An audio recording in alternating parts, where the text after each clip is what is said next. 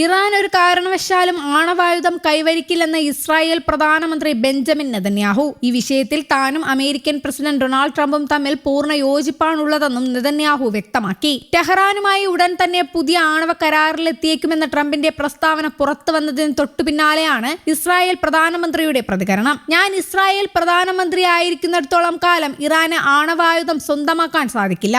ഇക്കാര്യത്തിൽ പ്രസിഡന്റ് ട്രംപും ഞാനും തമ്മിൽ യാതൊരു ഭിന്നതയുമില്ല. വെള്ളിയാഴ്ച പുറത്തിറക്കിയ ഔദ്യോഗിക പ്രസ്താവനയിലാണ് നെതന്യാഹു ഇക്കാര്യം വ്യക്തമാക്കിയത്. ഇറാന്റെ ആണവ മിസൈൽ പദ്ധതികൾക്ക് കർശന നിയന്ത്രണം ഏർപ്പെടുത്തുന്ന തരത്തിലായിരിക്കണം ഭാവിയിലെ ഏത് കരാറുമെന്ന ട്രംപിന്റെ നിലപാടിനെ സ്വാഗതം ചെയ്യുന്നതായും നെതന്യാഹു കൂട്ടിച്ചേർത്തു. ഇറാനുമായുള്ള ചർച്ചകളിൽ വലിയ പുരോഗതിയുണ്ടെന്നും അടുത്ത ആഴ്ചയോടെ പുതിയ കരാർ ഒപ്പുവെക്കാൻ കഴിഞ്ഞേക്കുമെന്നും കഴിഞ്ഞ ദിവസം ഡൊണാൾഡ് ട്രംപ് സൂചന നൽകിയിരുന്നു. ഇതിന് പിന്നാലെ നെതന്യാഹു ട്രംപുമായി ടെലിഫോണിൽ സംസാരിച്ചതായും ഇസ്രായേൽ പ്രധാനമന്ത്രിയുടെ ഓഫീസ് അറിയിച്ചിരുന്നു. വാഷിംഗ്ടൺ ടെഹ്റാനുമായി ചർച്ചകൾ തുടരുന്ന സാഹചര്യത്തിലും ഇറാന്റെ ആണവ മോഹങ്ങൾക്ക് തടയിടണമെന്ന കാര്യത്തിൽ ഇരു രാജ്യങ്ങളും തമ്മിൽ ശക്തമായ ധാരണയുണ്ടെന്ന് വ്യക്തമാക്കാനാണ് ഇസ്രായേലിന്റെ ഈ അടിയന്തര നീക്കം. അതേസമയം ഇറാന്റെ മിസൈൽ ശേഷി നിയന്ത്രിക്കുന്നതിനെ കുറിച്ചോ പശ്ചിമേഷ്യയിലെ വിവിധ സംഘടനകൾക്ക് ഇറാൻ നൽകുന്ന പിന്തുണയെക്കുറിച്ചോ ഇറാൻ മാധ്യമമായ മെഹർ ന്യൂസ് ഏജൻസി പുറത്തുവിട്ട 14 ധാരണകളിൽ പരാമർശമില്ലാത്തതും ഇസ്രായേലിനെ പ്രകോപിപ്പിച്ചു. പിടിച്ചെടുത്ത പ്രദേശങ്ങളിൽ നിന്ന് പിന്മാറില്ലെന്ന് ഇസ്രായേൽ പ്രതിരോധ മന്ത്രി മുന്നറിയിപ്പ് നൽകി.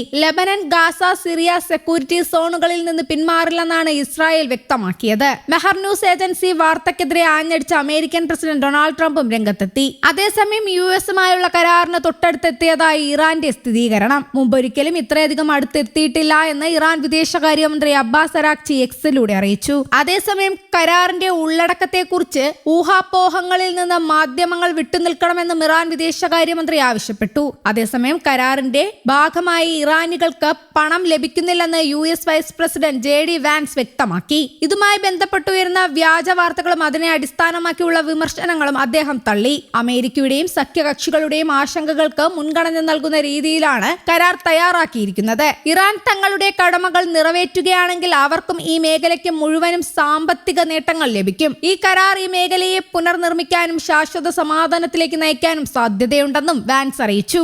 ഏത് വിധേനയും പ്രസിഡന്റ് നമുക്ക് നല്ല ഫലം നേടിത്തരും എന്നും വാൻസ് കൂട്ടിച്ചേർത്തു. ഇറാൻ US ചർച്ചകളിൽ പ്രധാന പങ്കാളിത്തം വഹിക്കുന്ന ആളുകൂടിയാണ് വാൻസ്. ഇസ്ലാമാബാദിൽ നടന്ന 1ാം ഘട്ട ചർച്ചയിൽ USനെ പ്രതിനിധീകരിച്ച് അദ്ദേഹം പങ്കെടുത്തിരുന്നു. ഇറാൻ അമേരിക്ക ചർച്ചകളുമായി ബന്ധപ്പെട്ട് ഉയർന്നു വന്ന പല റിപ്പോർട്ടുകളും വിവിധ രാജ്യങ്ങൾ ഇതിനകം തന്നെ നിഷേധിച്ചിട്ടുണ്ട്. ഇറാനുമായി രഹസ്യ ഊർജ ഉൽപാദന ധാരണയിലെത്തിയെന്ന തരത്തിൽ പുറത്തുവന്ന മാധ്യമ വാർത്തകൾ ഖത്തറും പൂർണ്ണമായി തള്ളിപ്പറഞ്ഞു. മെഹർ ന്യൂസ് ഏജൻസി പുറത്തുവിട്ട 14 പട്ടികയെ ചൊല്ലി പശ്ചിമേഷ്യയിൽ നയതന്ത്ര തർക്കങ്ങളും ആശങ്കകളും ശക്തമാകുന്നതിനിടെയാണ് അന്താരാഷ്ട്ര തലത്തിൽ പ്രമുഖ നേതാക്കളുടെ ഭാഗത്തു നിന്നുള്ള ഈ പ്രതികരണങ്ങൾ പുറത്തുവരുന്നത്.